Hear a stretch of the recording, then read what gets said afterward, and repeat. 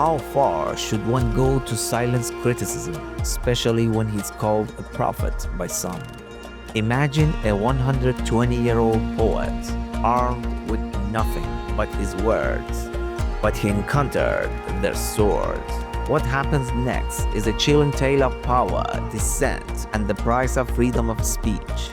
This is the story of Abu Afak, a man whose verses shook the foundations of early Islam and sealed his tragic fate.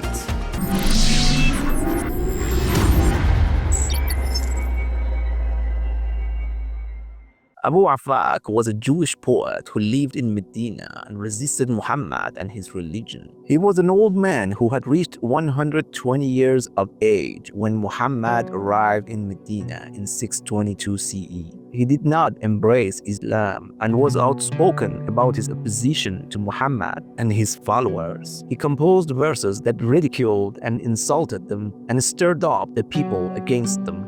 One of his most notable compositions, according to early Islamic historians like Ibn Ishaq, was a poem written after the Battle of Badr. In this verse, Abu Afak reportedly praised the Quraysh for their unity and criticized Muhammad for sowing discord and dividing the people of Medina. He is said to have written, "Long have I lived, but I have never seen a community so divided or a leader so dishonest who claims to speak for God, yet sows discord."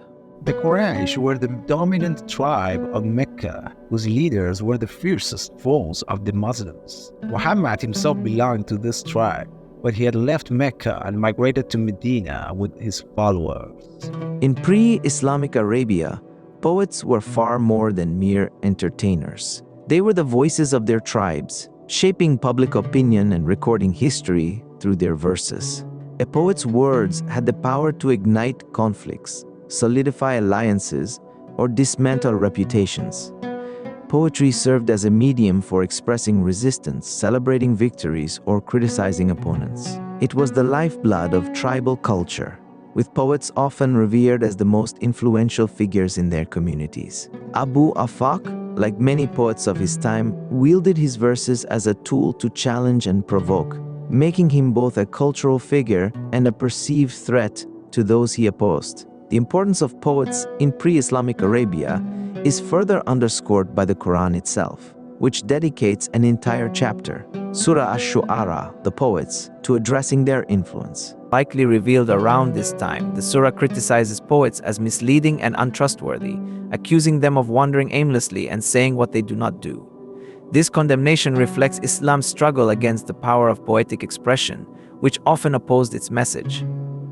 While some poets who aligned with Muhammad's teachings were praised, those like Abu Afak, who used their words to challenge Islam, were met with hostility and, in some cases, violence.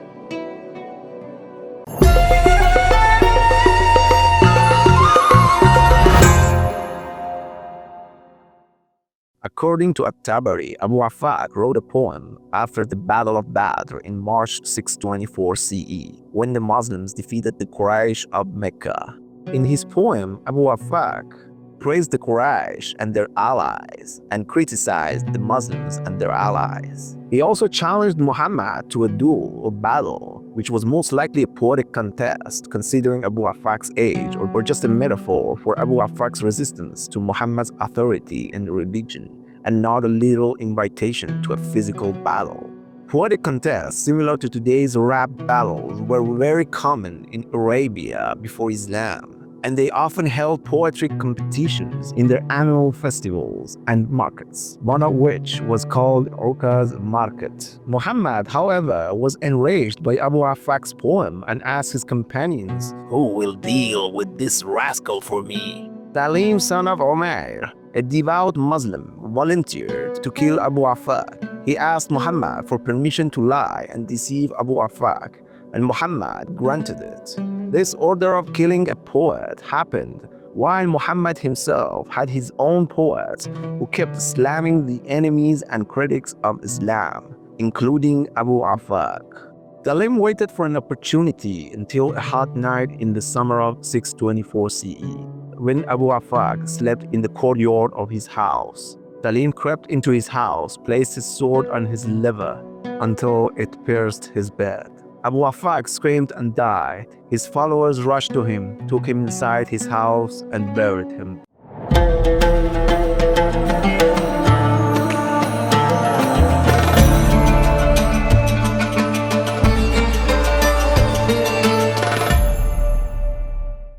Here is a quick PSA. If you want to support our cause, consider buying us a coffee at our buymeacoffee.com page. Some of our videos, especially the ones where we critique religions, get slapped with the not advertiser friendly label faster than you can say heretic.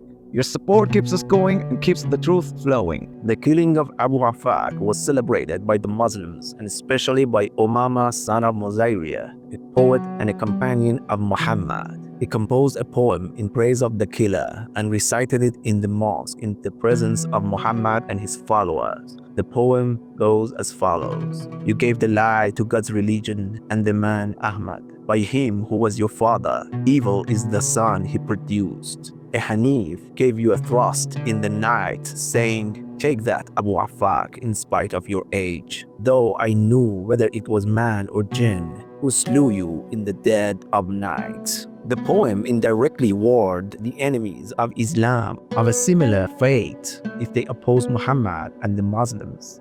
It is also clear from the poem that Abu Afak opposed Muhammad using his words, not his sword or even money.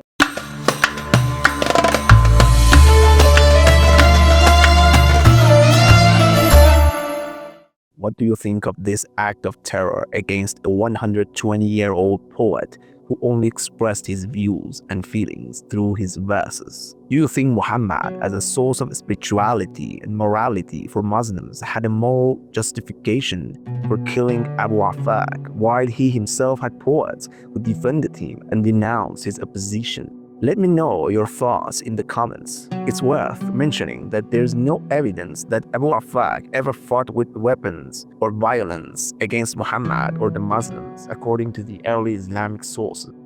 Not to mention the entire history of early Islam, including the events narrated today, comes exclusively from sources written by Muslims themselves. Let us know your thoughts in the comments below. How do you see this event shaping the legacy of early Islam, and what does it tell us about the interplay between power and dissent? If you found this discussion thought-provoking, don't forget to like, share, and subscribe to our channel for more deep dives into history, theology, and the untold stories of the past. Thank you for watching, and until next time, stay curious and keep questioning. Till later, peace out.